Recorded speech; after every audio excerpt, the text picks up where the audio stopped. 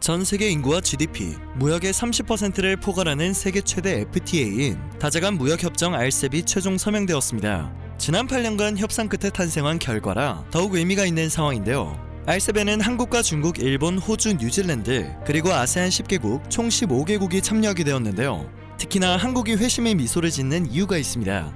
최근 코로나와 미중 무역 갈등 여파로 세계 경제 교역은 위축되었습니다. 특히나 수출 의존도가 높은 한국은 큰 영향을 받았는데요. RCEP으로 시장 다변화를 통한 경제 영토를 넓히게 되어 글로벌 공급망 재편 움직임에도 효과적으로 대응이 가능할 것으로 보입니다. 또한 한국은 아세안과의 협력 강화로 신남방 정책 추진에도 속도를 붙이게 되었습니다. 지난해 한국의 대-RCEP 수출액은 2,690억 달러입니다. 전체 수출의 절반을 차지하는 수준이었죠. 그런데 RCEP에서 아세안 10개국은 한국에게 상품 시장을 추가로 개방하게 되었습니다. 2007년 발효되었던 한 아세안 FTA에서 관세 철폐율은 79.1에서 89.4% 수준이었는데요. 상품 시장을 추가로 자동차 부품과 철강 등의 품목별 관세 또한 추가로 없어져 관세 철폐율을 국가별로 91.9%에서 94.5%까지 끌어올리며 엄청난 이득을 얻게 된 상황입니다. 품목에는 섬유와 기계부품 등 중소기업 품목과 의료위생용품 등 코로나 유망 품목도 포함되어 있는 것으로 전해지고 있습니다. 한국은 RCEP 참여국 15개국 가운데 일본을 제외한 나머지 국가와 이미 개별적으로 FTA를 체결한 바 있습니다. 그렇기에 큰 의미가 없지 않느냐는 의견도 찾아볼 수 있는데요. RCEP으로 인해 체결되어 있던 낮은 수준의 FTA가 한층 더 업그레이드 된다고 볼 수 있겠습니다.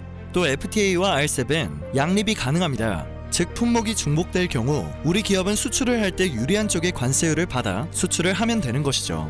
또한 RCEP 참여국 전역에서 재료를 조달하고 가공하더라도 원산지 누적을 인정받을 수 있습니다. 지금까지는 한국이 중국에서 재료를 수입해 호주로 수출하는 경우 한국 물량만 원산지로 인정됐지만 앞으로 중국 물량도 원산지 누적으로 인해 관세 혜택을 받을 수 있는 것입니다.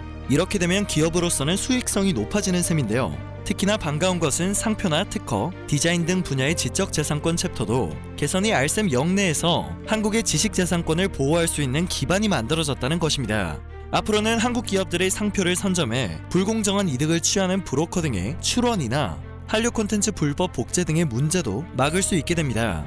이외에도 한국은 RCEP이 국내 농업 부문에 미칠 영향을 줄이기 위해 농산물의 경우 이미 체결된 FTA 대비 추가 개방을 최소화했습니다. 특히 쌀, 고추, 마늘, 양파 등과 바나나와 파인애플처럼 수입액이 많은 민간 품목은 양허 제외로 보호를 했다고 합니다. 한국 기업의 수출액은 대폭 확대될 전망이지만 농산물 부분은 추가 개방을 최소화해 현재와 비슷한 상황을 유지할 것으로 예상되네요. RCEP으로 인해 한국과 일본은 처음으로 FTA를 체결하는 효과를 얻게 되었습니다. 하지만 일본 정부는 이런 상황을 크게 불편해하고 있는 중인데요. 아세안과 좋은 관계를 유지하며 협력을 강화하면서 RCEP 체결을 적극적으로 이끌어온 역할을 한 것이 바로 한국이기 때문입니다. 또한 지난해 경제보복으로 인해 일본의 자유무역은 오히려 역행한 바 있는데요. 한국과 FTA 체결 효과를 얻게 되며 일본의 자유무역이 열리게 되었습니다. 두 나라 모두 83%의 품목 관세를 철폐하기로 했는데요. 한국은 여기에서 일본이 소재 부품 장비 강국인 것을 인식해 불리한 품목이 될 수 있는 자동차와 기계 등의 민간 품목은 양허 대상에서 제외시켰습니다. 또한 수산 분야에 대해 일본산 수입을 최소화하고 민감한 수산물에 대해서는 아예 추가 시장 개방을 하지 않기로 결정했죠. 똑부러진 한국의 결정이 불편하지만 일본도 다자간 무역협정인 RCEP에서 마냥 고집을 부릴 수는 없었습니다. 그리고 현재 중국은 서명식 이후 RCEP을 중국이 주도하는 협상이었던 것처럼 행동하고 있는데요. 청와대 대변인은 RCEP은 중국 주도의 협상이 아니며 중국은 다른 나라와 마찬가지로 RCEP에 참여한 15개국 중 하나라고 못을 박았습니다.